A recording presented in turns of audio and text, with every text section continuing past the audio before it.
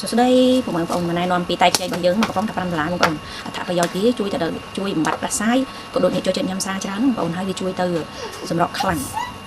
បែបធម្មជាតិជាពិសេសអ្នកកើតជំងឺកាពះអីក៏ត្រូវទាំងអង្គបងប្អូនអ្នកកើតជំងឺកាពះក៏ត្រូវដែរហើយញ៉ាំយើងដាក់តាមចប់តែយើងទៅមានកំប៉ុងទឹកក្តៅយើងឥឡូវសម័យឥឡូវទំនើបវាមានកំប៉ុងទឹកក្តៅ10ពីមីលីក្រាស់2លីត្រទេបងប្អូនដាក់វាតាមចប់ទៅដាក់ទឹកមីលីក្រាស់ចូលទៅញ៉ាំក៏ងាយបងប្អូនអស់ហើយដាក់ទឹកក្តៅដាំចូលទៀតទៅញ៉ាំតា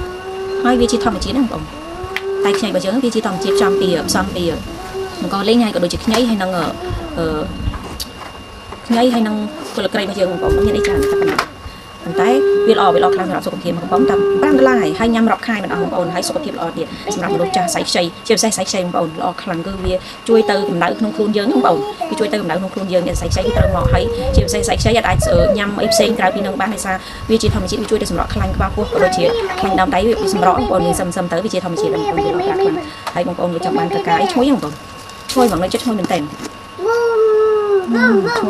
ជួយខ្លាំងមកកំប៉ុងហ្នឹងប្រើរាប់ខែដាក់តាមចប់ទៅទៅមានអស់ទេហើយញ៉ាំទៅល្អកាពះមែនតើ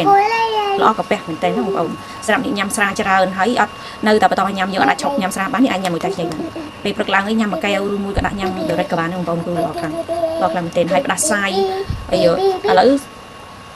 ឡូវខែនេះចាប់ផ្ដើមមេតិចបងមេតិចអញ្ចឹងញ៉ាំតែខ្ចីគឺល្អខ្លាំងប៉ុណ្ណឹងកូននិងកូនក្មេងមនុស្សចាស់អីញ៉ាំបានទាំងអស់ជាពិសេសមនុស្សចាស់គឺល្អខ្លាំងបងប្អូនចង់បានអាចចូលចិត្តចូលមកបានណាបងណា